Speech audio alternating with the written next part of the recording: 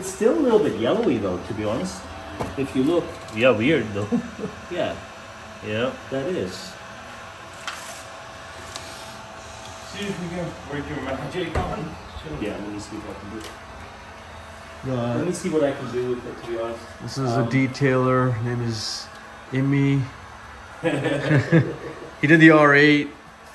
I didn't make a video at that time. It's been a while since Yeah. I've probably driven the car probably like 20 times after that, to be honest with you. Yeah, it's still got a bit of a green hue. The problem is if I get the machine onto that, it's gonna shine it up. It's gonna make it like glossy. You can see it still. The bottom is yellow, man. It's so weird. Yeah, that's actually... You know what, man? If you really want, like, I would just at that point just make it like the same as a tank. It would really go well. Cause so what? You know what? I mean, just remove the PPF. Yeah. And just give it a normal clean. That's all. Okay. I'm gonna replace it with the carbon. With the carbon fender. It will match the front and the rear. Yeah? Yeah. I'll go carbon fender. Yeah. Because you got like stone chips through here as well, through this part here. Oh, I don't know why they PPF this and not PPF this piece. This is probably more that's surprising. because you get like you can see these little things. These are all the little stone chips that have happened onto that front piece. So if you can get carbon piece here, it'll work. You'll kind and of the PPF the top here, right? Yeah, that's Yeah, you can that's see that PPF, outline yeah. of the kit for the PPF. So the Kawasaki tanks, this was a matte finish, you're saying, right? Yeah. Before? This is Okay. like a satin sort Satin of finish, yeah, okay. like a satin sort of Yeah, finish. I actually really like this, man. This looks really I like nice. The mirror finish Yeah, is a mind blowing. yeah. Yeah, I like the way that looks. I mean, actually, the regular version is literally a mirror finish. That is amazing paint. yeah. I think this will come close to it. I think Yeah. it'll come close to it. Actually, Once I get it shined up. when you washed it, you have noticed that it's becoming more like a mirror finish. Yeah, the PPF, Yeah, I don't know yeah. if it was left on for too long or... But honestly, it would make sense to remove it. Yeah, it would make we'll sense just to, remove it, yeah. Because if it's this old and it's already this problem, you don't want to leave it on for longer. Like the other option is to, I don't know if he'll blend it too well. And we gotta finish the back end here. And then, So I think it's just better to just remove the PPF. Don't do much on the fender. Yeah. Just because I'll replace it with the carbon one. And just detail the rest of the bike, like all the carbon bits and pieces. Yeah. it's cloudiness. Can you see But- the cloudiness on the bottom edge of this? You see it right there? Yeah. Yeah, and this is a whole carbon trunk, right? Well, you got it painted? Yeah, it's been painted, and the clear coat just gets cloudy. It's usually when they clear coat in humid conditions, or if the temperature is too cold. It's a really nice M2, man. Trap moisture underneath. Some people put heat onto it and it fixes Beautifully it, but done. in most cases it's just Can you remove repaint. it by cutting it? I mean, I didn't unbolt them fully. I just taking did the to get those PPF bits off. but Yeah, these will come just out from that bolt. That's really it. Unfortunately, there's some hazing on Is this. there some underneath as well? There's one Or it could be a one clip. down there. It's right there. Oh, okay, yeah, no worries. That's right easy. I there. can get to that. That's Frame no looks problem. really nice though. Look at that. Look at the sparkles. I really dig this look, and I think this goes really well with the overall look of the bike. Those are the tank covers and They're up there. Yeah. So those pieces also are got a match. This is an aftermarket tail. yes, but you see, I think you have to go on. Do these ones as well? Yes, Yeah, you yeah. see all these scratches. This is. That could be surface on the surface. Yeah. No problem. What's the other? All right, so we picked up the bike from the detailer. We did a paint correction. Sapal will tell you guys what he has in planned for this bike and what he's gonna do for this bike. What we got done, there was a couple of cosmetic things we had to fix. Some of them got fixed properly, some of them didn't, and because the bikes, stood out in the sun. So yeah, so we got it ceramic coated, right? Yeah, so basically what the guy did, he paint corrected the whole thing. Well, you guys thinking, but how come this thing is so shiny? Because it's a carbon edition, right? Mm-hmm. And in a carbon, it's usually matte finish. Mm-hmm. That's true, but because the tank was in the sun for so, like the whole bike was. It was in standing in for the sun. a Yeah. lot of time.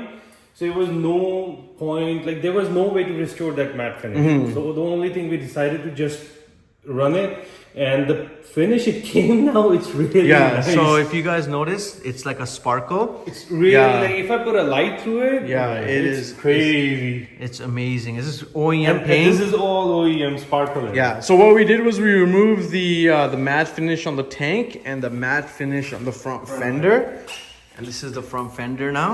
Front fender is more premium than the tank. Yeah. And so originally, like we were thinking to remove the matte finish on the side here as well, but we left that on so it keeps the matte characteristics for most of the body, and then the front fender and the tank match.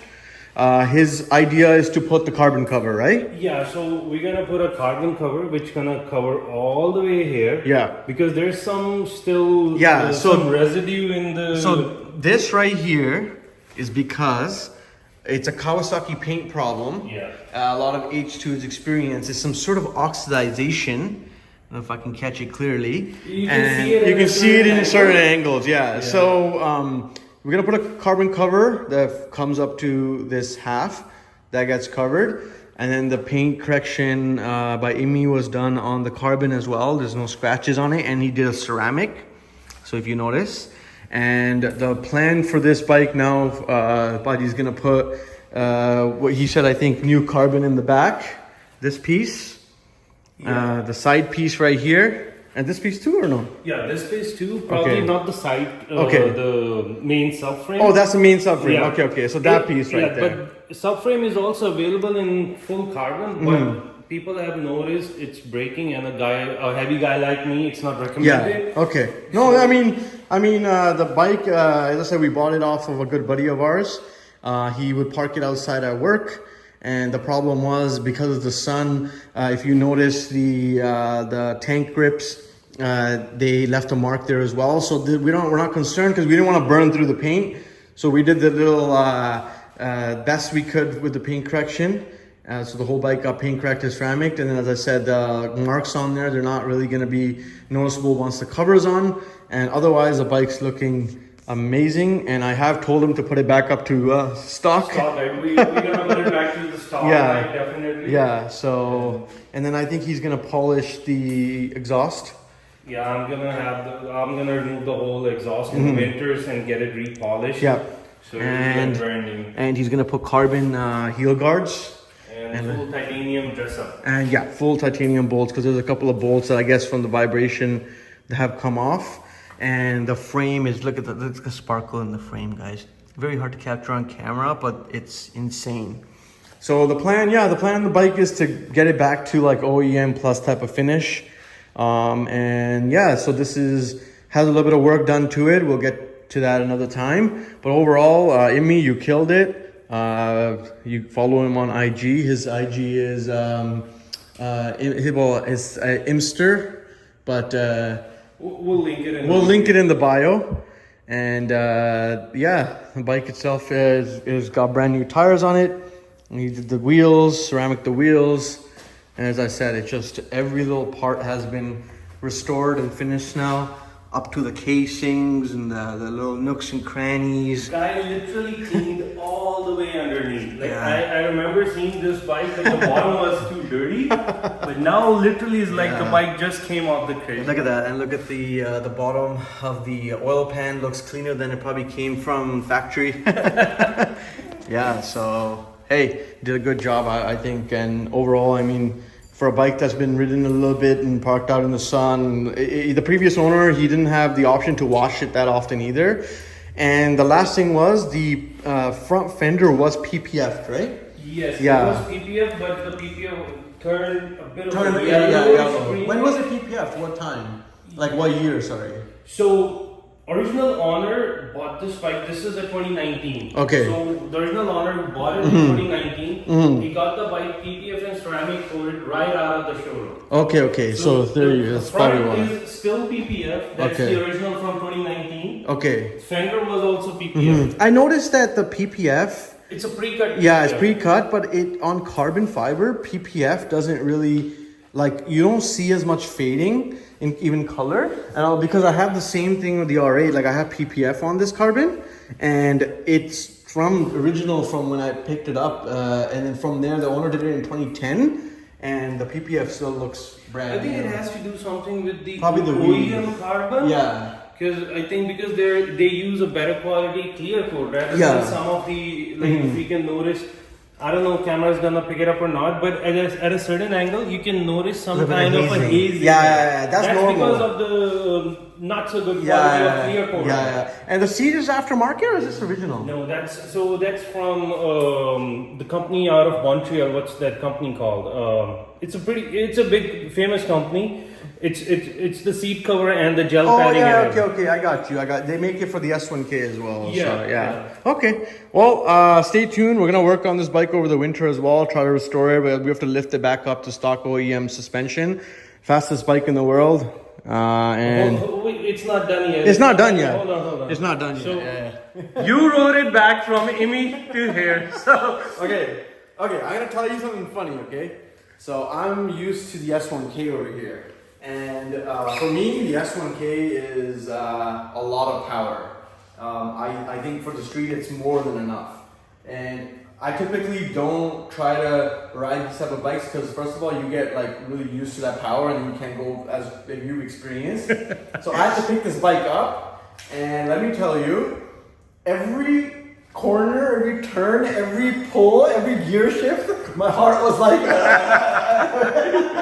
it was intoxicating, but it was also nuts. Like the 6th gear is like a lower end gear on a 1000cc bike. It is wild how this power delivery on this bike is. So I didn't record on the GoPro that day, and the reason why is because I was so concentrated in getting this bike back in one piece. I was like, I turned my card off. I was like, I can't listen to music. Like I gotta concentrate because that's how different the bike is from the S1K to like the H2. It just, and he has an S1K and he rides it as like a more of a chill bike because obviously I get it now. He's used to this, right? Because most of the time I'm riding a H2. This is my second H2. Okay, so I started I'm more used to riding my 2021 stock. This is a stage 3. When I bought this bike, the similar year, the same one, to me it feels like I'm riding a 600. And I understand that now, right? I understand because if you think about it,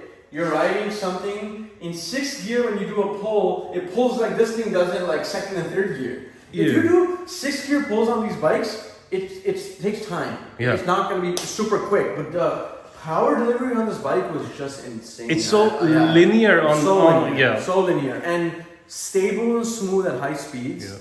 And I didn't break the law. But if I had broken the law, theoretically, I was going way above the limit. So it was definitely an eye-opener. And would I own this bike? For me personally, maybe. But I think I would own it, as I was telling Baji over here, as an occasional, like a show bike. Like, I don't think I can ride this on the street every day. I don't think it's safe, to be honest. You get stuck in the rain or something. My heart would be racing. Just for info, I rode this my other 2021 all the way to London and rode back all the way back here in the rain last year. That's crazy. And the crazy thing is, it's lowered as well. So like I was telling Sapal here that I felt that because I'm so used to being high and this bike felt low. So I'm like, okay, if it was stretched, I understand at this point because the previous rider he was a little bit shorter and higher, right? So we're gonna fix that because I think it'll change even more of the dynamic of the bike. So for the bike overall, honestly, pleasure to ride. Once you get used to this bike at high speed, it feels like a BMW. No. With the stock height. It doesn't even feel like a BMW. I mean like handling bike. This is like an inline 4000cc is like you're like just gunning at a top end is where you feel it. It's just start to end anywhere, any gear. It's like you don't have to worry. Like you just do this and it just goes. And so it was a good ride. It was a good ride. I'm telling you, I feel intimidated by the bike, and I've been riding for a long time. And not because I can't ride the bike, it's more so just what the bike is, It's what just it's capable you're of. not used to the power. 'Cause Yeah, it's so much more than like you would ever need, and I know it's great, but to get used to this probably would take me a season. Other differences, like with all the other 1,000, like especially with the ZX-10R or BMW, you have to give it a gas when you start rolling from a stop. Yes. With this one, because the throttle is so twitchy, Yeah, that's you have to another be thing. so That's another careful. thing. So the first, I got out of Amy's driveway, and I'm so used to letting go of the lever for the clutch and giving a little bit of gas, right? I noticed right away, I'm like, no, this is not gonna fly. Like, so at that point, around the second time I got to the light, I figured that you have to let the clutch out and just give it the tiniest amount of gas. And that takes more getting used to than actually getting used to riding the bike. Do you remember riding my 2021? Yeah. That was a stock one, and that bike is still the same. I still had that issue Yeah. at that bike. I was like, this is because the torque is so high, Yeah. right? So definitely amazing bike. And we're gonna make more videos of it because we realize that these type of bikes are not really attainable that easily. So we are just kind of having fun in our lives And now at our point.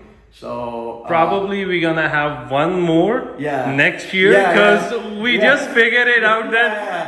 this year going to be probably the Yeah. last production Yeah. year for the H2. So that's the plan. That's the is to keep these in the house. Maybe grab one more. If they release an anniversary edition or like a last edition, yeah, I think I'm going for it. I'm definitely so going for this it. one we'll figure out. You We'll know, figure. maybe it will remain in the same garage. yeah, exactly. So we'll figure that out. But anyways, guys, have a good day. Thanks for tuning in. And as I said, follow Maple Biker on Instagram, and he has a YouTube channel which he won't resurrect, so we'll try to figure that out too. But yeah, Maple Biker on Instagram, and let's get the views going there, and I'll see you guys next time. See ya.